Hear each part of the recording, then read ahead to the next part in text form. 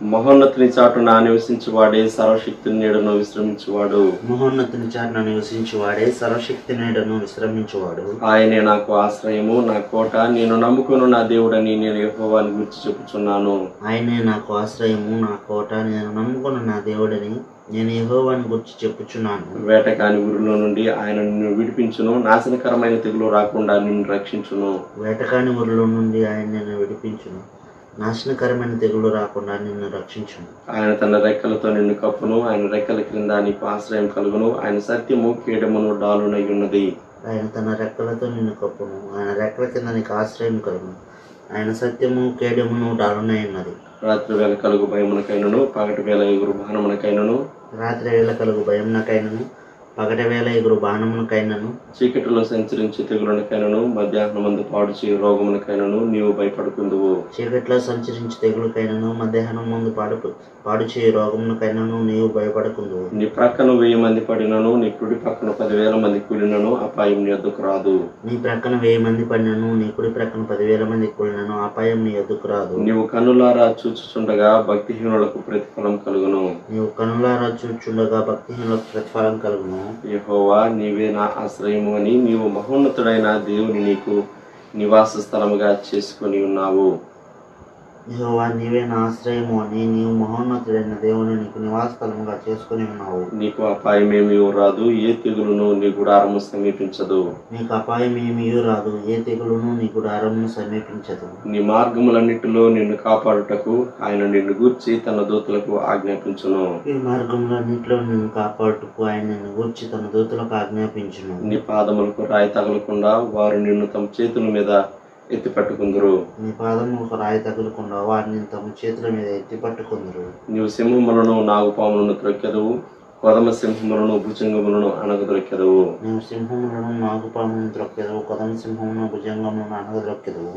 అతడు నన్ను ప్రేమించుచున్నాడు గనుక నేను అతన్ని తప్పించదను, అతడు నా నామం ఎరిగిన వాడు గనుక నేను అతని కనపరచదను. అతడు నన్ను ప్రేమించుచున్నాడు గనుక నేను అతను తప్పించదను, అతడు నా నామం ఎరిగిన వాడు గనుక నేను అతను కనపరచదను. అతడు నాకు మొరపెట్టగా నేను అతనికి ఉత్తరం ఇచ్చదను, శ్రమలో నేను అతనికి తోడై ఉండేదను, అతను విడిపించి అతన్ని గొప్ప చేసేదను. అతడు నాకు మొర్ర పెట్టగా నేను అతనికి ఉత్తరం ఇచ్చదను, శ్రమలో నేను అతనికి తోడై ఉండేదను, అతను విడిపించి అతను గొప్ప చేసేదను. దీర్ఘాయువు చేత అతనిని తృప్తిపరచదను, నా రక్షణ అతనికి చూపించదను. దీర్ఘాయువు చేత అతను తృప్తిపరచదను, నా రక్షణ అతనికి చూపించదను. ఆమేన్. దేవుని వాక్యం అందిన పిల్లరా, మీ మధ్యలో దైవజనులు ప్రదాసంకులు గారు వచ్చి మనకు దేవుని వాక్యం అందిస్తారు. సంఖ్యాకాండం 1వ అధ్యాయం 1-2 వచనాలు. Numbers chapter 1 first 2 verses. వారు ఐగుప్తు దేశం నుండి బయలు వెళ్ళిన 2వ సంవత్సరము 2వ నెల 1వ తేదీని సీనాయి అరణ్యమందలి ప్రత్యక్షపు గుడారములో యెహోవా మోషేతో ఇట్లనెను. ఇశ్రాయేలీయుల వంశముల చొప్పున వారి వారి పితరుల కుటుంబములను బట్టి వారి వారి తలల చొప్పున మగవారిని అందరినీ లెక్కించి సర్వ సమాజ సంఖ్యను వ్రాయించుము. ప్రార్థన చేసుకున్నాం. ప్రేమగల తండ్రి, పరిశుద్ధ ప్రభువా, మీకు స్తోత్రములు, వందనములు. మీరు ఆశీర్వదించి దీవించి బలపరిచి ఈ దినం కొరకు మీరు ఉద్దేశించిన మీ సందేశం మీ ప్రజలకు అందించి మీరు మహిమను పొందవలసిందిగా యేసుక్రీస్తు ప్రభువా నామములో వేడుచున్నాం తండ్రి, ఆమేన్. ఈరోజు మన అంశం గాడ్స్ మెథడ్ ఆఫ్ అకౌంటబిలిటీ. దేవుడు ఎలాగూ ఆయన లెక్క, దేవుని లెక్క ఎలా ఉంటుంది, దేవుని లెక్క ఎలాగుంటుంది.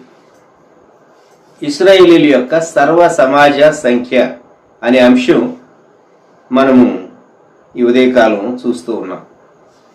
ఇశ్రాయేలీయుల సర్వ సమాజ సంఖ్య. కొందరు ఏమనుకుంటారంటే సంఖ్యాకాండం నిర్గమకాండంలోని అనేక విషయాలు జరిగిన తరువాత సంఖ్యాకాండం సంఘటన ఏమో అనుకుంటారు. ఇప్పుడు చదివినటువంటి 1వ అధ్యాయం 1వ వచనంలో ఐగుప్తు నుండి బయలు వెళ్ళిన 2వ సంవత్సరము 2వ నెల 1వ తేదీని లెక్కేమన్నాడు దేవుడు. మనం నిర్గమకాండం ఆఖరి అధ్యాయం ఆఖరి వచనాల్లో మనం గమనిస్తే వారు చూడండి, టెంట్ నిలువ పెట్టారు. టెంట్ ఎప్పుడు నిలువబెట్టారు? నిర్గమకాండం 40వ అధ్యాయం 17వ వచనం. 2వ సంవత్సరమున మొదటి నెలలో మొదటి దినమున మందిరము నిలువబెట్టబడెను. దేవుడు ఆ తరువాత ఇక్కడ చెప్పాడు, టెంట్ నిలువబెట్టబడిన తరువాత సంఖ్యాకాండం.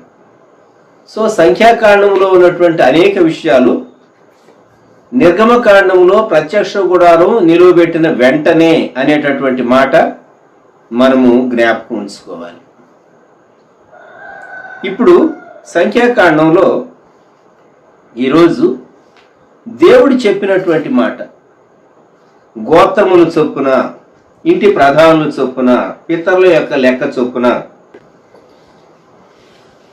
పురుషుల సంఖ్య వ్రాయించమన్నాడు. అంటే స్త్రీలు, పిల్లలు వారిని లెక్కించబడినటువంటి వారిలో తీసుకోలేదు, కానీ వారు కూడా లక్షలాదిగానే ఉన్నారు. మనం అర్థం చేసుకోవచ్చు.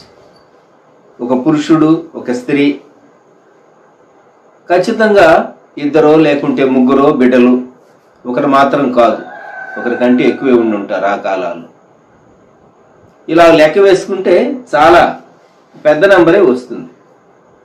మొదటి అధ్యాయం 46వ వచనంలో వారి లెక్క ఎంత అని అంటే, లెక్కింపబడి 6,03,550 మంది అయ్యారు. మళ్ళా వినండి, 6,03,550 మంది. ఒక్కొక్క గోత్రము చొప్పున 12 గోత్రాలను లెక్క వేశారు. మీరు మొదటి అధ్యాయం మీ బైబిల్స్ ఓపెన్ చేసుకుని రూబేను వాళ్ళ సంఖ్య ఎంత, షిమ్యోను, గాదు, యోద, ఇషాకారు, అలాగే జెబులూన్, ఎఫ్రాయిము, మనష్షే, బెన్యామీను, దాను, ఆషేర్, నఫ్తాలి. మీరు ఆ వచనాలు వెతుక్కుంటూ వెళ్ళండి, నేను ఫాస్ట్గా చెప్పేస్తాను.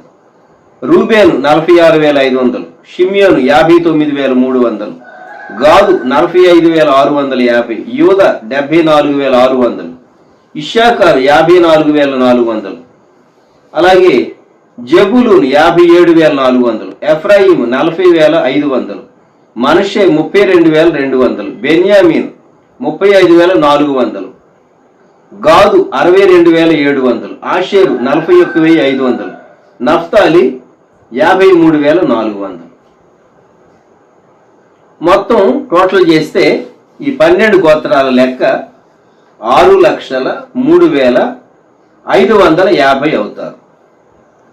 వీరందరూ 20 సంవత్సరముల కంటే ఎక్కువ వయసు కలిగినటువంటి వారు. లేవీలను వీళ్ళ లెక్కలో చేర్చలేదు. గుర్తుంచుకోనండి, లేవీలను వీళ్ళ లెక్కలో చేర్చలేదు. లేవీయుల లెక్క వేరుగా ఉన్నది. లేవీయుల లెక్క మన 3వ అధ్యాయంలోనికి వస్తే లేవీయులను గూర్చి 3వ అధ్యాయం 39వ వచనం, మోషే అహరోన్లు యెహోవా మాటను బట్టి తమ తమ వంశముల చొప్పున లెక్కించిన లేవీయులలో లెక్కింపబడిన వారందరూ అనగా 1 నెల మొదలుకొని పైప్రాయము గల మగవారందరూ 22,000 మంది. లేవీయులనేమో 1 సంవత్సరం నుంచి లెక్కేశారు. 1 సంవత్సరం నుంచి ఎందుకు లెక్కేయాలండి? వీళ్ళని కూడా 20 ఏళ్ళు దాటిన వాళ్ళు కదా లెక్కేయాలి. దేవుడు అంటాడు 3వ అధ్యాయం 11-12 వచనాలు, ఇదిగో యెహోవా మోషేకి ఇలాగ సెలవిచ్చాను, ఇదిగో నేను ఇశ్రాయేలీయుల్లో తొలిచూలి అయిన ప్రతి మగపిల్లకు మారుగా ఇశ్రాయేలీయుల్లో నుండి లేవీయులను నా వశము చేసుకుని ఉన్నాను. ప్రతి తొలిచూలియు నాది గనుక లేవీయులు నా వారై ఉందురు. 13 ఐగుప్తు దేశములో నేను ప్రతి తొలిచూలును సంహరించిన నాడు మనుషుల తొలిచూలునేమి పశువుల తొలిచూలునేమి ఇశ్రాయేలీయుల్లో అన్నింటినీ నా కొరకు ప్రతిష్ఠించుకొంటిని. వారు నా వారై ఉందురు, నేనే యెహోవాను. 15వ వచనం, లేవీయుల పితరుల కుటుంబములను వారి వారి వంశములను లెక్కింపుము. 1 నెల మొదలుకొని పైప్రాయము గల మగవారినందరినీ లెక్కింపవలెను. ఒక నెల మొదలుకొని 20 ఏళ్ల వరకు మిగిలినటువంటి వారు ఆపి 20 సంవత్సరాలు పైబడినటువంటి వారిని లెక్కిస్తే లేవీయులకు మాత్రం ఒక నెల లోపులో వారికే ఎగ్జంప్షన్ ఉన్నది. అంటే పొత్తిళ్లలో ఉన్నటువంటి శిష్యులకు మాత్రం. మిగిలినటువంటి వారందరినీ నెల మొదలుకొని. ఇక్కడ ఒక అద్భుతమైనటువంటి అకౌంటెన్సీ, ఒక ప్రిన్సిపల్ మనం అర్థం చేసుకుంటాం. దేవుడు ఐగుప్తీయుల యొక్క తొలిచూలులను హతం చేశాడు కనుక ఇశ్రాయేలీల తొలిచూలులన్నీ ఆయనవి. అందుకని దేవుడు లేవీయులను తన కొరకు ప్రత్యేకించుకున్నటువంటి వీరిలో 1 మాసము పైబడి ఉన్నటువంటి వారందరినీ లెక్కించమన్నాడు. వారందరినీ లెక్కించినప్పుడు వారి లెక్క 22,000 అయింది. మనం చదువుకున్నాం 39. ఒక నెల మొదలుకొని పైప్రాయం గల మగవారందరూ 22,000 మంది. 22,000 మంది. దేవుడు ఇంకేం చేశాడంటే అకౌంట్ ఇశ్రాయేలీలలో మొట్టమొదట పుట్టినటువంటి మగవాళ్ళు ఎంతో లెక్కేయమన్నాడు. ఈరోజు కొంచెం లెక్కలు చూస్తూ ఉన్నాం మనం. ఓపికగా వినండి. చాలా మార్లు సంఖ్యాకాండం అనేకులు చదవరు. ముఖ్యంగా ఈ లెక్కలు తిప్పేసేస్తూ ఉంటారు ఆ పేజీలు. 3వ అధ్యాయం 42వ వచనం. యెహోవా తనకు ఆజ్ఞాపించినట్లు మోషే ఇశ్రాయేలీల్లో తొలుత పుట్టిన వారిని అందరినీ లెక్కించెను. వారిలో లెక్కింపబడిన వారి సంఖ్య అనగా 1 నెల మొదలుకొని పైప్రాయం గల తొలిచూలి మగవారందరి సంఖ్య 22,273. అసలు ఇవి చదువుతూ ఉంటే ఎంత మనకు జ్ఞానం వెలిగింపు కలుగుతుందంటే, ఆహా, దేవుని మహా అద్భుతమైనటువంటి జ్ఞానము, ప్రణాళిక. లోకములోనికి జ్యేష్ఠుడుగా తన తొలిచూలు కుమారుడుగా కన్య అయిన మరియమ్మ కని యేసుక్రీస్తు ప్రభువును తొట్టిలో ఉంచింది. ఫస్ట్ బార్న్, తొలిచూలు కుమారుడు. పాత నిబంధన చరిత్రలో తొలిచూలు వారు ఎంతమంది అని లెక్కేస్తే 22,273. లేవీయులను లెక్క వేస్తే 22,000 అయ్యారు. ఈ లేవీయుల్లో గెర్షోనీయులు, కహాతీయులు, మెరారీలు వీళ్ళందరూ ఉంటూ ఉన్నారు. మళ్ళా వీళ్ళల్లో ఇంకొక లెక్క ఉన్నది. ఆ లెక్కలోని తర్వాత వద్దాం మనం. ఇప్పుడు ఇశ్రాయేలీల్లో తొలిచూలు లెక్క వేస్తే 22,273 వస్తే, లేవీయులలో నెల మొదలుకొని లెక్కించబడిన వారు 22,000 వస్తే 273 మంది ఎక్స్ట్రా ఉన్నారు ఇశ్రాయేలీల్లో. మరి వారి కొరకు లేవీయులలో ఎవరు లేరు. అందుకని దేవుడు ఏమన్నాడో తెలుసిన 3వ అధ్యాయం 46వ వచనం. ఇశ్రాయేలులకు తొలుత పుట్టిన వారిలో లేవీయుల కంటే 273 ఎక్కువైనందున శేషించిన వారి యొద్ద తలకొక 5 తులముల వెండిని తీసుకొనవలెను. దీన్ని ఏమన్నారంటే 49వ వచనం విమోచన ధనము అన్నారు. మనము విలువ పెట్టి కొనబడిన వారైతే వెండి చేత 273 మంది విమోచింపబడ్డారు. కానీ మనం విలువైన యేసుక్రీస్తు ప్రభు యొక్క విమోచన రక్తం చేత, జ్యేష్ఠ కుమారుడైన యేసుక్రీస్తు ప్రభు యొక్క రక్తం చేత మనం విమోచింపబడ్డాం. అందరిలో జ్యేష్ఠుడు ప్రభు అయినటువంటి యేసుక్రీస్తు వారు. దేవుని జ్యేష్ఠ కుమారుడు మన కొరకు సిలువలో అప్పగింపబడ్డాడు. అర్పణగా ఆయన అప్పగింపబడ్డాడు. ఇప్పుడు మనకి ఏమర్థమవుతుందంటే అంతా లెక్కే. పురుషులు ఎంతమంది, వాళ్ళ కుటుంబాలు ఎన్ని, ఇక భార్య పిల్లలు సరే అనుకోండి, ఆ లెక్కలు వేరుగా ఉండుండొచ్చేమో కానీ ఈ లెక్క దేవుని కొరకు అవసరమైనటువంటి లెక్క ఇది. ఇంకొక లెక్క ఏంటంటే పరిచర్య చేసేటటువంటి లేవీలు, పరిచర్య చేసే లేవీలకు యుద్ధం చేసే వాళ్ళు ఇశ్రాయేలీలు 20 సంవత్సరాలు పైబడిన వాళ్ళందరూ యుద్ధశూరులు కాబట్టి వాళ్ళ లెక్క. కానీ పరిచర్య చేయటానికి మాత్రం 30 ఏళ్ళు లెక్క. 4వ అధ్యాయం 3వ వచనం. 30 ఏండ్లు మొదలుకొని 50 ఏండ్ల వరకు ప్రాయము కలిగి ప్రత్యక్షపు గుడారములో పనిచేయుటకు సేనగా చేరగల వారందరి సంఖ్య వ్రాయించుము. కనుక ప్రత్యక్ష గుడారంలో పరిచర్య చేయటానికి 30 సంవత్సరాలు ఉండాలి. 50 తర్వాత ఇక వారికి పరిచర్య చేయనక్కర్లేదు. గమనించండి. వీరిలో గెర్షోను వంశపు వారు 2630, కహాతు 2750, మెరారి 3200, మొత్తం 8580 మంది. 4వ అధ్యాయం 48వ వచనం. ప్రత్యక్షపు గుడారములో సేవయు మోతయు జరిగించు నిమిత్తమై చేరువారందరూ అనగా వారిలో లెక్కింపబడిన వారు 8580 మంది. 8580, 8580. వీరు 2 విధాలుగా ఉన్నారు. పరిశుద్ధ స్థలములో నిలిచి పరిచర్య చేసేవారు ఉన్నారు, పరిచర్య చేసేవారికి సహాయకులుగా ఉన్నారు. అందుకే సేవయు మోతయు అన్నారు. అంటే భుజాల మీద మోసేటటువంటి వారు. టెంట్ను కానివ్వండి, మిగిలినటువంటి ఉపకరణాలను కానివ్వండి, వాటి ప్యాకింగ్, ట్రాన్స్పోర్టేషను చాలా ప్రత్యేకంగా ఉన్నాయి. కనుక ఇక్కడ లేవీలను 30 సంవత్సరాల వయసు నుంచి 50 సంవత్సరాల వయసు వరకు ప్రత్యక్ష గుడారంలో ఎక్కడ కూర్చోటానికి ఒక స్టూల్ ఉండదు. వారు నిలవబడే చేయాలి, వారు వంతుల చొప్పున చేయాలి. షిఫ్ట్ సిస్టమ్ ఉండేది. అందుకే జకర్యాను గురించి మనం నూతన నిబంధనలో చదివేటప్పుడు జకర్యా యాజక్రమం చొప్పున తాను ధూపం వేసేటటువంటి వంతు వచ్చినప్పుడు కనుక వాళ్లకు సిస్టమ్, ఒక ఏర్పాటు ఉండేది. ఎవరు ఎప్పుడు ఏ పరిచర్య జరిగించాలి, సేవ చేసేటటువంటి వారు. అలాగే మందిరంలో ఇంకా ఇతర బాధ్యతలు, దేవాలయం వచ్చిన తర్వాత మోసేటటువంటి పని తప్పింది, కానీ ఇతర బాధ్యతలు ఉన్నాయి. సో యాజకులు, పరిచారకులు. నూతన నిబంధనలో సంఘం అర్థం కావాలంటే మనకి ఈ సత్యం పాత నిబంధనలో తెలియాలి. ఎందుకు ఈ లెక్కలన్నీ? దేవుడే మనిషికి లెక్కలు చాలా నేర్పించాడు. చెప్పాలంటే దేవుడు మాదిరి చూపించాడు.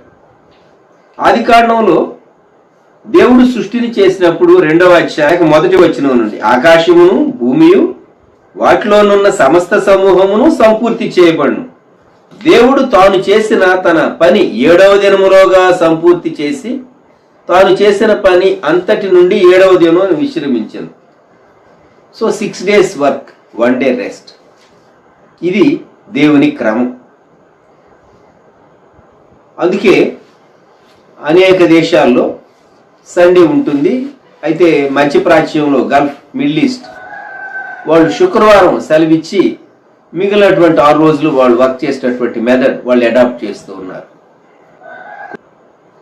6 దినాలు పని చేయాలి, 1 దినం విశ్రమించడం అనేది దేవుని పద్ధతి. మనం మామూలుగా 60 years రిటైర్మెంట్ ఏజ్. మరి అమెరికాలో అయితే 60 కాదు, 60+ రిటైర్మెంట్ ఏజ్. 60 అంటే టూ ఎర్లీ అంటారు వాళ్ళు. నోవహు కట్టినటువంటి ఓడలోనికి రండి. 6వ అధ్యాయం ఆదికాండం 15వ వచనం. నీవు దాన్ని చేయవలసిన విధమిది, ఆ ఓడ 300 మూరల పొడుగును, 50 మూరల వెడల్పును, 30 మూరల ఎత్తును కలదై ఉండవాలి. కొలతలు దేవుడిచ్చాడు. ఈ దినం అరారాతు పర్వతాల్లో, టర్కీలో అరారాత్ అనేటటువంటి పర్వతాల్లో బాగా భయంకరమైనటువంటి మంచుతో కబ్బడినటువంటి ప్రాంతాల్లో ఈ ఓడ యొక్క శిథిలాలు ఉన్నట్టుగా గమనించారు. ఎందుకంటే అది చితిసారకపు మానుతో చేయబడినది కనుక ఆ ఓడ యొక్క శిథిలాలు ఇంకా నిలిచి ఉన్నాయి అని శాస్త్రజ్ఞులు కనుగొన్నారు. నోవాస్ ఆర్క్. ఇప్పుడు ఈ ఓడ నీళ్ల మీద లేక దేవుడు తన ఉగ్రతను భూమి మీద కుమ్మరించినప్పుడు ఎన్ని దినాలు కుమ్మరించాడు ముందే చెప్పాడు. 7వ అధ్యాయం 4వ వచనం. ఎందుకనగా ఇంకను 7 దినములకు నేను 40 పగళ్ళును 40 రాత్రులను భూమి మీద వర్షము కురిపించి నేను చేసిన సమస్త జీవరాశులను భూమి మీద ఉండకుండా తుడిచివేయుదునని నోవహుతో చెప్పాను. నోవహు కట్టాడు. 6వ అధ్యాయం పూర్తయ్యేసరికి నోవహు ఓడ కట్టడం అయిపోయింది. ఫైనల్గా వీళ్ళు ఓడలో ప్రవేశించడానికి ఆహారాన్ని ఆ ఓడలో ఉండేటటువంటి వారి కొరకు లేక జంతువుల కొరకు, తమ కుటుంబం కొరకు 3 కుమారులు 3 కోడండ్లు, తన భార్య 8 మంది, ప్లస్ ఓడలో ప్రవేశించబోయేటటువంటి పక్షులు, జంతువులు, వాటన్నిటి కొరకు ఆహారాన్ని నీ యొద్ద ఉంచుకొనుము. 3వ వచనం చివరి భాగం. పక్షులను వీటన్నిటిని ఈ 7 days దేవుడు టైం ఇచ్చాడు. 21వ వచనం 6వ అధ్యాయం, నానా విధములైన ఆహార పదార్థములను కూర్చుకొని నీ దగ్గర ఉంచుకొని. సో మొత్తం గ్యాదర్ చేసుకున్నాడు. ఫైనల్గా 7 రోజులు టైం ఇచ్చాడు దేవుడు. 7 రోజులు టైం ఇచ్చి వాళ్ళు ప్రవేశించమని చెప్పాడు. 7 రోజులు అయిపోగానే 40 పగళ్ళు 40 రాత్రులు లెక్కే. దేవుని ఉగ్రత కుమ్మరించబడటానికి కూడా ఒక టైం లిమిట్ ఉన్నది. జలప్రాళయం రావటానికి ముందు 7 రోజుల ముందే ఫైనల్గా ఇక వర్షం స్టార్ట్ కాకముందు కుంభవృష్టి, ఆకాశపు తూములు విప్పబడి క్రింద భూమిలో అగాధపు తూములు విప్పబడి, విప్పబట్టడానికి ముందు 40 పగళ్ళు 40 రాత్రులు నేను వర్షం కురిపిస్తానని చెప్పారు. మరి ఒక టైం లిమిట్ ఆయనే స్పెసిఫై చేశాడు. ఫైనల్గా ఇక 7 రోజులకు బిగినవుద్దని దేవుడు టైం సెట్ చేశాడు. కౌంట్ డౌన్ 7 days ఇచ్చాడు. ఆ తర్వాత ఈ 40 దినాలు, ఈ జలప్రాళయం అయిన తర్వాత భూమి అంతా ఆరటానికి ఆ సమయం వేరనుకండి, మాసాలు పట్టింది, అదంతా వేరు. కానీ ఉగ్రత కుమ్మరించబడింది ఎంతకాలం అంటే 40 days. తరువాత నిర్గమకాండం 25వ అధ్యాయంలోనికి వద్దాం. నేను వారి మధ్య నివసించేటట్లు ప్రత్యక్షపు గుడారం నిర్మించాలి అని దేవుడు మోషేకి చెప్పాడు. నేను ఇశ్రాయేలీల మధ్య నివసించేటట్లు 25వ అధ్యాయం 8వ వచనం. మరి వారి మధ్య నివసించడానికి ప్రత్యక్ష గుడారం నిర్మించాలి అని చెప్పినటువంటి దేవుడు 25, 26, 27, 28 అధ్యాయాల్లో వారు తమ మధ్య దేవుని గుడారం ఉండాలి అంటే దానిలో ఉండవలసినటువంటి వస్తువులను గూర్చి, ఉపకరణాలను గూర్చి, అలాగే మందిరపు తెరలను గూర్చి, దిమ్మిలను గూర్చి, పలకలను గూర్చి, యాజకులు ధరించేటటువంటి వస్త్రాలను గూర్చి వివరంగా 4 అధ్యాయాలు తాను చెప్పాడు. మీరు తర్వాత 25, 26, 27, 28 అధ్యాయాలు చదవండి, మీకు అర్థమవుతుంది. దేవుడు కొలతలు ఇచ్చాడు. దీన్ని బట్టి నాకేం అర్థమవుతుందంటే ఖచ్చితంగా మోషే కొండ మీదకి వెళ్ళేటప్పుడు తాను నోట్ చేసుకునే నిమిత్తం ఏదైనా తీసుకుని వెళ్ళి ఉండాలి. లేకుంటే ఈ కొలతలు మెమరీలో ఉంచుకుని రిప్రొడ్యూస్ చేయగలిగిన అంత ఈజీగా ఇవ్వబడినటువంటి కొలతలు కాదు. ఎన్ని కొలతలు, ఎన్ని విషయాలు బైబిల్లో మనము ధ్యానం చేస్తే ఇన్ బిట్వీన్ ద లైన్స్ మనకు అర్థమవుతుంది. మోషే దేవుడు చెప్పబోయేది వ్రాసుకోవటానికి సిద్ధపడి వెళ్ళాడు. ఎందుకంటే ప్రజలకు అందించాలి. దేవుడేమో తన వ్రేలుతో 2 పలకలు 10 ఆజ్ఞలు రాయించి ఇచ్చాడు. అయితే దేవుడు 25వ అధ్యాయంలో చెప్పినప్పుడు ఈ విషయాలన్నీ చాలా అద్భుతంగా మోషేకు అర్థమైపోయింది. దేవుడు ఎన్నో విషయాలు బయలుపరచబోతూ ఉన్నాడు అని. కనుక దేవుడు చెప్పిందంతా చేశాడు. మనం 40వ అధ్యాయం వచ్చేసరికి ఏం చూస్తామంటే నిర్గమకాండం యెహోవా ఆజ్ఞాపించిందంతా మోషే చేసాడు అని. ఎన్ని మార్లు రాయబడింది? 40వ అధ్యాయంలో 16వ వచనం, 18వ వచనం, 20వ వచనం, 24వ వచనం, 22వ వచనం, 26, 28, 30 వచనాల్లో మొత్తం 8 పర్యాయాలు వ్రాయబడినటువంటి మాట, దేవుడు చెప్పినట్టు మోషే ఆ పని సంపూర్తి చేశాడు. 16వ వచనం, మోషే ఆ ప్రకారము చేసెను, యెహోవా అతనికి ఆజ్ఞాపించిన వాటినన్నింటినీ చేసెను, అలాగుననే చేశాను. ఎందుకు ఈ అధ్యాయంలో పరిశుద్ధాత్ముడు ఇంత స్పష్టంగా నిర్గమకాండం 40వ అధ్యాయంలో దేవుడు మోషేకు ఆజ్ఞాపించినట్లు మోషే చేశాడు? మనం మన జీవితాల్లో దేవుడు ఆజ్ఞాపించినవి చేయలేకపోతూ ఉన్నాం. కొన్నిట్లో ఛాయిస్ ఉంటుంది, కొన్నిట్లో ఛాయిస్ ఉండదు. గుర్తుంచుకోండి, కొన్నిట్లో ఛాయిస్ ఉంటుంది, కొన్నిట్లో ఛాయిస్ ఉండదు. ఛాయిస్ లేనివి దట్ ఇస్ ఎ కమాండ్, ఆజ్ఞ, దాన్ని చేయాలి, పాటించాలి. ఛాయిస్ ఉంటుంది, దేవుడే కొన్నిసార్లు ఛాయిస్ ఇస్తాడు, నీ ఇష్టం, చూజ్ చేసుకోవటానికి నీకు కొంచెం స్కోప్ ఉంటుంది. ఇక్కడ దేవుడు చెప్పిందంతా మోషే చేశాడు. దాని రిజల్ట్ ఏంటంటే 34వ వచనం, నిర్గమకాండం 40:34, అప్పుడు మేఘము ప్రత్యక్షపు గుడారమును కమ్మగా యెహోవా తేజస్సు మందిరమును నింపెను. మన జీవితాల్లో దేవుని మహిమ మనం చూడలేకపోవటానికి కారణం ఏంటంటే దేవుడు చెప్పింది మనం చేయటం లేదు, దేవుడు ఆజ్ఞాపించిన దాన్ని మనం చేయటం లేదు. మనం అనుకున్నది చేస్తాం, మన ఇష్టాన్ని చేస్తాం, మన బంధువుల ఇష్టం, మన ఇంటి వారి ఇష్టం, మన స్నేహితుల యొక్క ఇష్టం, లేక మన వెల్ విషర్స్ ఏం చెప్పారో వారి ఇష్టాన్ని మనం పరిగణనలోనికి తీసుకుంటాం. కానీ దేవుడు చెప్పింది మనిషి చేయలేకపోతున్నాడు. అందుకే దేవుని మహిమను మనం చూడలేకపోతున్నాం. జ్ఞాపకం పెట్టుకోండి, మహిమను నీవు చూడాలి అని అనుకుంటున్నావా? ఈ పరిచర్య 75లో పరిచర్య ప్రారంభింపబడక మునుపు go and preach gospel team అని చెన్నై నుండి ఒక టీం వచ్చేవారు. ప్రకాశ్రావు గారు, వారి ఆరిజిన్ నాయుడుపేట ప్రసాదరావు గారికి బంధువు వారు టీంని తీసుకొచ్చేవారు మ్యూజికల్ ఇన్స్ట్రుమెంట్స్తో. ఈ టౌన్ యొక్క వీధులన్నింటిలో గాస్పెల్ చెప్పేసేసి ఎస్ఎల్సి కాంపౌండ్లో మీటింగ్ పెట్టడం జరిగేది. పాలీశ్వరపు గారు లాంటి వాళ్ళ ఆ దినాల్లో కూడాను సూళ్ళూరుపేటలో వచ్చి వాళ్ళు వాక్య పరిచర్య చేశారు. వారు ఒక పాట పాడేవారు, ఇదో మనుష్యుల మధ్యలో దేవాది దేవుడు వాసం చేయుదురే, దైవం వాసం చేయు స్థలము తన జనముల మధ్యనేగా, దైవం తానే వారి ప్రభు అయ్యుండి కన్నీటిని తుడుచును అనేటటువంటి పాట వారు తమిళ్లో నుండి తెలుగులోకి ట్రాన్స్లేట్ చేసినటువంటి పాట పాడేవారు. ఇదిగో దేవుని నివాసం మనుషుల మధ్య ఉంటుంది. ఆ పాట యొక్క అర్థం, దేవుడు మనుషుల మధ్య నివసించడానికి ఆయన దిగి వస్తాడు. దేవుడు మన మధ్యకి దిగి వస్తే మనకేం కలుగుతుంది? గొప్ప ప్రొటెక్షన్ ఉన్నది. పగలు మేఘస్తంభంగా ఉన్నాడు, రాత్రి దేవుడు అగ్నిస్తంభంగా తన ప్రొటెక్షన్ వారికి ఇచ్చాడు. అగ్నిస్తంభం ఇశ్రాయేలీల యొక్క క్యాంప్ అంతటి పైన ఉన్నందువలన ఏ క్రూర మృగములు వారిని సమీపించలేకపోయినాయి, ఏ హాని వారికి కలుగలేదు.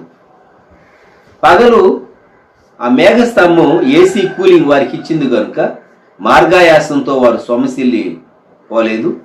ఆ ఎడారిలో, వారి యాత్రలో, వారి ప్రయాణంలో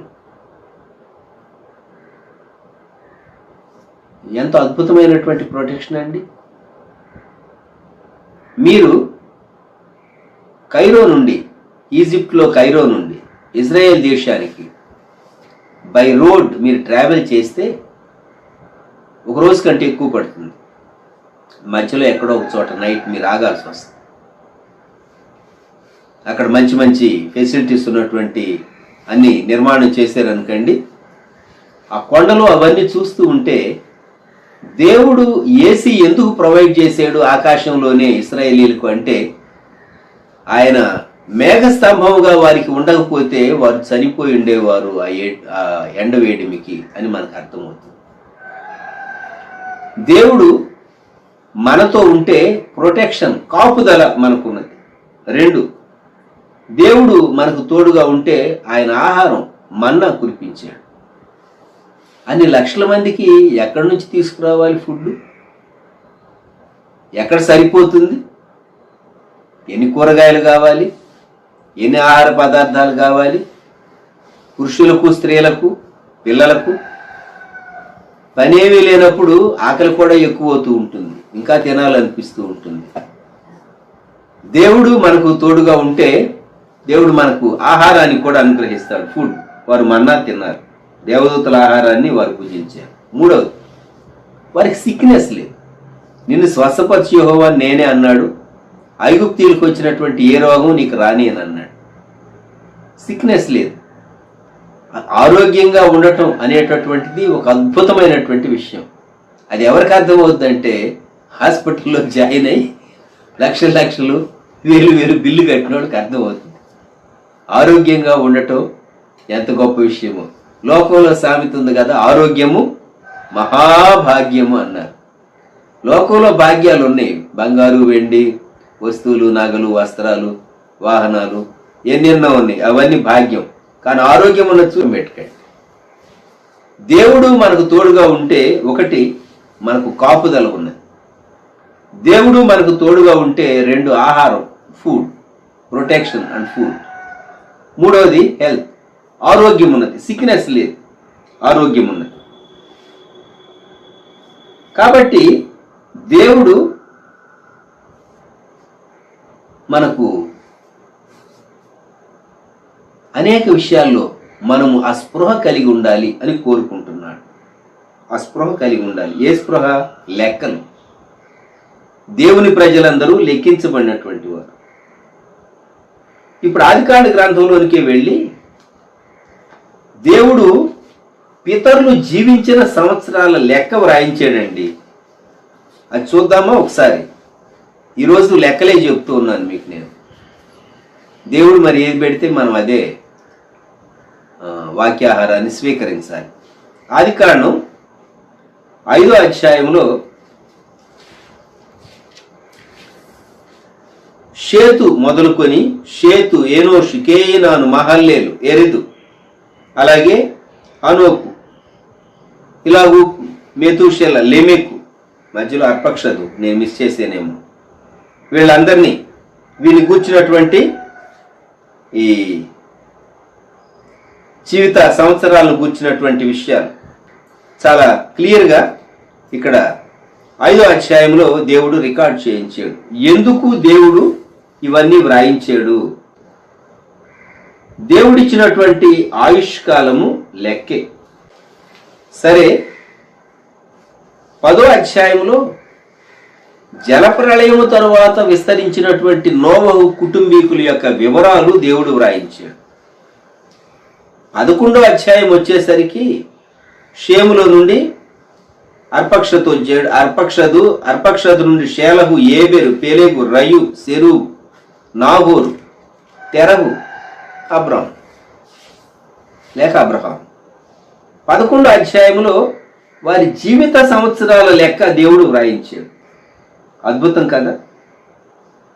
ఈ అధ్యాయాలన్నీ చదువుతూ ఉంటే మనకేమనిపిస్తుంది?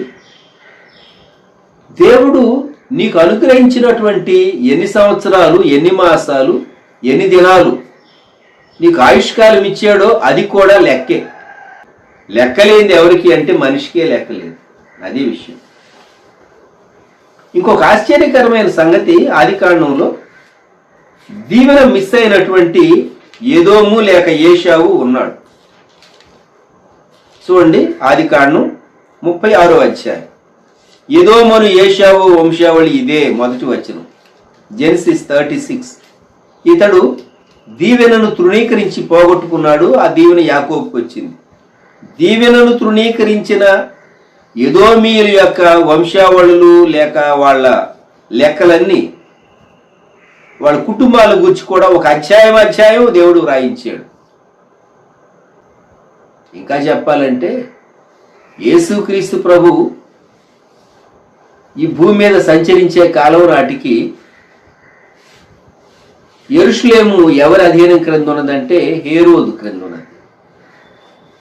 హేరోదు ఎవరు అంటే హాఫ్ జూ, ఎదోమీయుల్లో నుండి వచ్చినటువంటి వాడు, హాఫ్ జూ. తాను యాకోబులో నుండి వచ్చిన వాడు కాదు, ఎదోమీయుడు, తాను హాఫ్ జూ. దేవుడు కనికరం చూపి కృప చూపి ఆదికాండం 36లో ఎదోమీయుల యొక్క విషయాలు కూడా వ్రాయించాడు. ఆదికాండం 46లోనికి రండి. ఆదికాండం 46లో మొత్తం ఎంతమంది ఐగుప్తుకు వచ్చారు? యాకోబు కుటుంబపు వారు. 46వ అధ్యాయం 8వ వచనం. యాకోబును అతని కుమారులను ఐగుప్తునకు వచ్చిరి. ఇశ్రాయేలు కుమారుల పేర్లు ఇవే. 27వ వచనం. ఐగుప్తులో అతనికి పుట్టిన యోసేపు కుమారులిద్దరు. ఐగుప్తునకు వచ్చిన యాకోబు కుటుంబపు వారందరూ 70 మంది. ఆ పైన 26వ వచనంలో కోడండను వినాయించి అతని గర్భవాసమును పుట్టిన యాకోబుతో ఐగుప్తునకు వచ్చిన వారందరూ అని మొత్తం లెక్క ఇక్కడ ఇవ్వబడింది. ఈ విషయాలు ధ్యానం చేస్తూ ఉన్నామంటే దేవునికి లెక్క ఉన్నది. లెక్కలేనిది ఎవరికి? మనకే. దేవుడు నీకు ఒక దినం అనుగ్రహిస్తే ఆ దినం ఎలా ఖర్చు పెట్టాలో తెలియదు. దేవుడు నీకు ఆరోగ్యం ఇస్తే ఆరోగ్యాన్ని ఎలా సద్వినియోగం చేసుకోవాలో తెలియదు. దేవుడు ఒక అవకాశం ఇస్తే అవకాశాన్ని దేవుని కొరకు ఎలా సద్వినియోగం చేసుకోవాలో మనిషికి అర్థం కాలేదు. మనం అనుకుంటాం కొన్ని రాళ్ళు 100 సంవత్సరాలు ఉంటాయి, అట్లాగూ 100 ఏళ్ళు నేను చెక్కు చెదరకుండా ఉంటాను అని అనుకుంటూ ఉంటాడు మనిషి. పాపం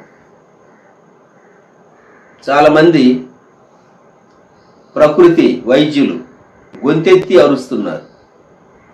మనం తినేటటువంటి ఆహారం అంతా కలుషితమైందే, అందుకే చాలా ఆరోగ్య సమస్యలు మనం ఎదుర్కొంటూ ఉన్నాము అని. నేచర్ క్యూర్ హాస్పిటల్స్ లేకుంటే సంస్థలు రన్ చేసేటటువంటి వాళ్ళు జీన్ మోడిఫికేషన్ చేసినటువంటి పండ్లు కానివ్వండి, కూరగాయలు కానివ్వండి, మనం ఏమేమి వాడుతూ ఉన్నాం, ఆహార పదార్థాలు కానివ్వండి, ఫుడ్ గ్రెయిన్స్ కానివ్వండి, ఏమేమి వాడుతూ ఉన్నాం వాటన్నిటి గురించి వాళ్ళు వివరంగా మాట్లాడుతూ ఉన్నారు ఈ రోజుల్లో. మనం అనుకుంటాం 100 ఏళ్ళు ఆటోమేటిక్గా మనం బ్రతకాలి కదా అని అనుకుంటూ ఉంటాం. ఆరోగ్యంగా ఉండాలి అంటే దేవుని కృప ఉండాలి. అంతేకాకుండా నియమాలు మనం పాటించం. మన ఇష్టం వచ్చినట్టు తింటాం, మనం ఇష్టం వచ్చినట్టు జీవిస్తాం. అయితే మనం దీర్ఘాయుష్ కలిగి ఉండాలని మనిషి కోరుకుంటూ ఉంటాడు. అది న్యాయం కాదు కదా, సబబు కాదు కదా. దేవుడు నీకు అనుగ్రహించినటువంటి ఆయుష్కాలం లెక్కే. అంతేకాదు దేవునికి మనిషి ఇచ్చేటటువంటి అర్పణలు కూడా లెక్కే. సంఖ్యాకాండం 7వ అధ్యాయం 2వ వచనం లేక 2వ వచనం, మొదటి 2 వచనాలు. మోషే మందిరమును నిలువబెట్టుట ముగించి దానిని అభిషేకించి ప్రతిష్ఠించి దాని ఉపకరణములన్నిటినీ బలిపీఠమును దాని పాత్రలన్నిటినీ చేయించి అభిషేకించి వాటిని ప్రతిష్ఠించిన దినమున తమ తమ పితరుల కుటుంబములలో ప్రధానులను గోత్రముఖ్యులను లెక్కింపబడిన వారి మీద అధిపతులనైన ఇశ్రాయేలీయుల్లోని ప్రధానులు అర్పణములను తెచ్చేది. ఈ 7వ అధ్యాయంలో మొదటి రోజు, 2వ రోజు, 3వ రోజు, 10వ రోజు, 12వ రోజు ఇలాగూ ఎవరెవరు ఒక్కొక్క రోజు అర్పణం తెచ్చారు మొత్తం దేవుడు వ్రాయించాడు. ఎందుకు? దేవునికి మనం ఇచ్చేటటువంటి అర్పణలు, కానుకలు, దశంభాగాలు, దేవుని సన్నిధిలోని తెచ్చే ఈవులన్నీ పరలోకపు లెక్కలో ఉంటాయి అనేటటువంటి మాట మనం జ్ఞాపకం పెట్టుకోవాలి. దినవృత్తాంతాలు మొదటి గ్రంథంలో దావీదు తన ఆయుష్కాలంలో చివరి సంవత్సరాల్లో దేవుని కొరకు మందిరం కట్టాలి చాలా ఆశపడ్డాడు. 29వ అధ్యాయం చాలా ప్రయాసపడ్డాడు తాను. 2వ వచనంలో నా దేవుని మందిరమునకు కావలసిన బంగారు పనికి బంగారం, అలాగే వెండి పనికి వెండి, ఇత్తడి పనికి ఇత్తడి, ఇనుము పనికి ఇనుము, కర్ర పనికి కర్ర, గోమేదికి రాళ్ళు, చెక్కుడు రాళ్ళు, వింతైన వర్ణములు గల పలు విధములకు రాళ్లను, మిక్కిలి వెలగల నానావిధ రత్నములను తెల్ల చలువురాయి విశేషముగా సంపాదించి. ఆ తర్వాత అంటాడు నా దేవుని మందిరము మీద నాకు కలిగి ఉన్న మక్కువ చేత నేను ఆ ప్రతిష్ఠితమైన మందిరం నిమిత్తము సంపాదించి ఉంచిన వస్తువులు గాక నా స్వంతమైన బంగారమును వెండిని నా దేవుని మందిరము నిమిత్తము నేను ఇచ్చేదను అని వారి ముందు ఒక ప్రశ్న ఉంచాను. 5వ వచనం, ఈ దినమున యెహోవాకు ప్రతిష్ఠితముగా మనఃపూర్వకముగా ఇచ్చువారు ఎవరైనా మీలో ఉన్నారా అన్నాడు. వాళ్ళు సంతోషంగా ఇచ్చారు. ఆ లెక్క కూడా వ్రాయబడింది. 7వ వచనంలో మనఃపూర్వకముగా దేవుని మందిర పనికి అని బంగారము, తర్వాత వెండి, ఇత్తడి, ఇనుము, రత్నములు అవన్నీ వారు 9వ వచనం, వారు పూర్ణ మనసుతో యెహోవాకు ఇచ్చి ఉండిరి గనుక వారు అలాగూ మనఃపూర్వకంగా ఇచ్చినందుకు జనులు సంతోషపడి. అన్ని లెక్కేనండి. ఈరోజు 3 విషయాలు మీరు గ్రహించాలి అని నేను కోరుతూ ఉన్నాను. మొట్టమొదటిది, దేవుడు నీకు ఇచ్చినటువంటి ఆయుష్కాలము లెక్కే. అంతేకాదు, నీవు దేవుని మహిమను చూడటానికి దేవునికి విధేయుడు అవుతూ ఉన్నావా? దేవుడు చెప్పింది చేస్తూ ఉన్నావా? 8 సార్లు మరి నిర్గమకాండం ఆఖరి అధ్యాయంలో యెహోవా మోషేకు ఆజ్ఞాపించిన దాని చొప్పున మోషే చేశాను. ఎందుకు దేవుడు రాయించాడు ఆ మాట? దేవుడు చెప్పింది నీవు చేస్తూ ఉన్నావా? మొదటి ప్రశ్న. దేవుడిచ్చినటువంటి ఆయుష్కాలాన్ని గుర్చినటువంటి గ్రహింపు నీవు కలిగి ఉన్నావా? రెండవ ప్రశ్న. మూడవది, నీ ఫైనాన్సెస్ కూడా నీవు లెక్క కలిగి ఉండాలి. వాటిల్లో దేవుని భాగమే కాదు, దేవునికి మనఃపూర్వకంగా ఇచ్చేది. తాను మక్కువ పడి సంపాదించిందే కాక మనఃపూర్వకంగా కూడా నేను సంపాదించాను అన్నాడు. ఆత్మ సంబంధంగా చెప్పాలంటే దేవుని సేవా పరిచర్య కష్టానికి రకరకాల వ్యక్తులు కావాలి. కొందరు విలువైనటువంటి రాళ్లలాగా ఉంటారు, కొందరు బంగారం వంటి వారు ఉంటారు, కొందరు వెండి వంటి వారు ఉంటారు, కొందరు మందిరానికి వాడేటటువంటి వివిధ రకాలైనటువంటి వస్తువులు, వాటి నేచర్ మనం స్టడీ చేస్తే దేవుని సంఘంలో రకరకాలైనటువంటి వ్యక్తులు ఉంటారు. సంఘాన్ని కట్టడం ఆత్మ సంబంధమైన మందిరం. అది ఫిజికల్గా కట్టేటటువంటి మందిరాలు అవి ప్రక్కన పెడదాం, ఆ నిర్మాణాలను ప్రక్కన పెడదాం. మీకు తెలుసో లేదో, అమెరికా దేశంలో, ఇంగ్లాండ్ దేశంలో అనేక చర్చ్ బిల్డింగ్స్ వాటిని మెయింటైన్ చేయలేక కొన్నిసార్లు కొందరు వాటిని అమ్మినటువంటి సందర్భాలు విన్నప్పుడు చాలా బాధేస్తుంది. ఇంగ్లాండ్ దేశంలో క్రైస్తవ విశ్వాసానికి చెందనటువంటి వారు, ఇతర మత విశ్వాసానికి చెందిన వారు ప్రాపర్టీస్ కొనేసేసి వాటిని ఎలాగో మార్చారో ఆ సంఘటనలు చదువుతుంటే చాలా బాధేస్తుంది. ఈ పాండమిక్ ముందు కొన్ని సంవత్సరాలుగా వినబడేటటువంటి మాట, ఆదివారం చర్చెస్కి వెళ్ళే వాళ్ళు ఎవరు? కొన్ని సంఘాలు తప్ప. పెద్ద పెద్ద సంఘాలు కొన్ని ఉన్నాయి, ఎంతో సేవ జరుగుతూ ఉన్నది అమెరికాలో, ఇంగ్లాండ్లో, కాదని చెప్పం. ముఖ్యంగా ఇంగ్లాండ్ చిన్న దేశం అనుకండి, అమెరికా చాలా చోట్ల ముసలి వాళ్ళు, అలాగే నిరుద్యోగులు, బహుశా కొంతమంది పిల్లలు, అటువంటి వారు వెళ్తారేమో కానీ యవనస్తులు వెళ్ళరు, జాబ్ హోల్డర్స్ వెళ్ళరు. వీకెండ్స్కి ఎక్కడికి వెళ్తారు? వీకెండ్స్ హాలిడే హ్యాపీగా గడపడానికి ఎక్కడికో కార్లు వేసుకుని పోతూ ఉండేవాడు. చాలా విచారకరం కదా. దేవుడిచ్చినటువంటివన్నీ లెక్కలేనిది ఎవరికి అంటే మనకి. దేవుని కొరకు ఇచ్చేవి కూడా దేవుడు తన లెక్కలో ఆయన వ్రాయిస్తూ ఉన్నాడు. లెక్కలో ఉంటూ ఉన్నవి. మీరు నాకు పంపించిన వస్తువులు అవి యెహోవా ప్రీతికరమైనవి అంటాడు పౌలు భక్తుడు ఫిలిప్పీ సంఘంతో వారు పంపిన ఈవిని గురించి. కనుక మనం మన జీవితాల్లో మరి లెక్కలు, దేవుడు అకౌంట్స్, ఇశ్రాయేలీలకు చాలా లెక్కలు నేర్పించాడు. అందుకే వాళ్ళు gems. Theory of relativity, E=mc², Einstein సాపేక్షత సిద్ధాంతం యూదులు లెక్కల్లో చాలా వారు ఎక్స్పర్ట్స్గా ఉంటూ ఉన్నారు. కారణం వారు చదివినటువంటి పాత నిబంధన గ్రంథాలు, దేవుడు వారికి నేర్పించినటువంటి విషయాలు అని జ్ఞాపకం పెట్టుకుందాం. మనం ఈ ఉదయకాలం మరొకసారి 3 ప్రశ్నలు నేను మీకు జ్ఞాపకం చేస్తూ ఉన్నాను. మొట్టమొదటిది, దేవుడు చెప్పిందంతా నీవు చేస్తూ ఉన్నావా? దేవునికి విధేయుడు అవుతూ ఉన్నావా? రెండవ ప్రశ్న, విధేయుడు అయితే ఏం చూస్తావు అంటే దేవుని మహిమ చూస్తావు. రెండోది, దేవుడు నీకు అనుగ్రహించినటువంటి ఆయుష్కాలం, సంవత్సరాలను నీవేం చేస్తూ ఉన్నావు? మూడవది, దేవుడు నీకు ఇచ్చినటువంటి ఆర్థిక వనరుల విషయాల్లో దేవునికి లెక్క అప్పగించవలసి వస్తే, దశంభాగం ఇచ్చాను కదా దేవునికి అయిపోయిందని అనుకుంటారు. మిగిలిన 9 భాగాల పైన కూడా అధికారము దేవునిది, దేవుని చిత్తానుసారంగానే వాటిని ఖర్చు పెట్టాలి అనేటటువంటి విషయం. మనము దేవుడిచ్చిన దాని అంతటికీ ధర్మకర్తలమే కానీ మనం ఆస్తికర్తలం కాదు అనేటటువంటి గ్రహింపు రక్షించబడిన ప్రతి విశ్వాసి దేవుని బిడ్డ కలిగి ఉండాలి. ఈ ఉదయకాలం సంఖ్యాకాండం 1వ అధ్యాయంలో మనం మొట్టమొదట చదువుకున్నటువంటి మాట మరలా మీకు జ్ఞాపకం చేస్తాను. సంఖ్యాకాండం 1వ అధ్యాయం 2వ వచనం, ఇశ్రాయేలీయుల వంశముల చొప్పున వారి వారి పితరుల కుటుంబములను బట్టి వారి వారి తలల చొప్పున మగవారిని అందరినీ లెక్కించి సర్వ సమాజ సంఖ్యను వ్రాయించుము. తలలు వంచండి. ప్రేమగల మా తండ్రి, పరిశుద్ధ ప్రభువా, గొప్ప రక్షక మా దేవ, మీకు వందనములు, స్తుతులు, స్తోత్రములు.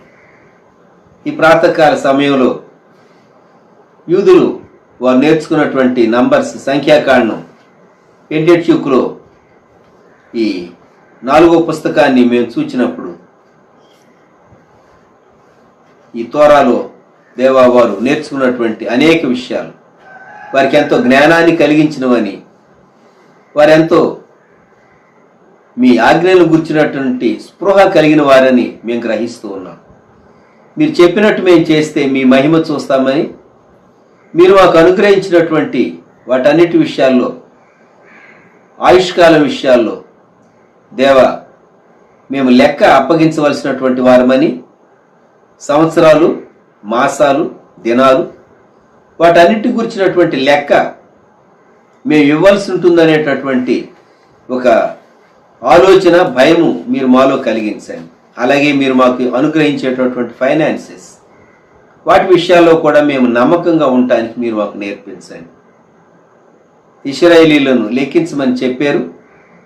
మా కొరకు మీరు శరీరధారిగా, జ్యేష్ఠ కుమారుడుగా, దేవుని జ్యేష్ఠ కుమారుడుగా వచ్చి మీ ప్రాణరక్తాన్ని పెట్టి విమోచించి జ్యేష్ఠుల సంఘంలోనికి మీరు మమ్మల్ని చేర్చినందుకు స్తోత్రాలు. మా ప్రాణ పరిక్రయ ధనం, విమోచన ధనం గొప్పదైనందుకు స్తోత్రాలు. మీ రక్తం ఇచ్చి మమ్మల్ని కొన్నారు దేవా. మీరు మాతో ఉండి మమ్మల్ని ప్రొటెక్ట్ చేసేవాడుగా, మమ్మల్ని ఫీడ్ చేసేవాడుగా, అలాగూ అనారోగ్యాన్ని మా మధ్య నుండి తొలగించి ఆరోగ్యాన్ని, క్షేమాన్ని ఇచ్చేటటువంటి మా రక్షకుడుగా, దేవుడుగా మాకుండమని ఈ సందేశం వినేటటువంటి మీ బిడ్డలందరినీ, వారి కుటుంబాలను, షారూన్ సంఘాన్ని, విశ్వాసులను, బ్రాంచెస్ను, అలాగే ఈ ఛానల్లో ఈ సందేశాలు విని వీక్షించేటటువంటి మీ బిడ్డలందరినీ మీ దయగల, కాపుదల గల మీ హస్తాలకు అప్పగిస్తూ యేసయ్య నామములో ప్రార్థించి స్తుతించి వేడుచున్నాం తండ్రి, ఆమేన్. మన ప్రభువైన యేసుక్రీస్తు వారి కృప, దేవుని ప్రేమ, పరిశుద్ధాత్మని అన్యోన్య సహవాసం సదాకాలం సంఘమునకు తోడై ఉండును గాక. ఆమేన్.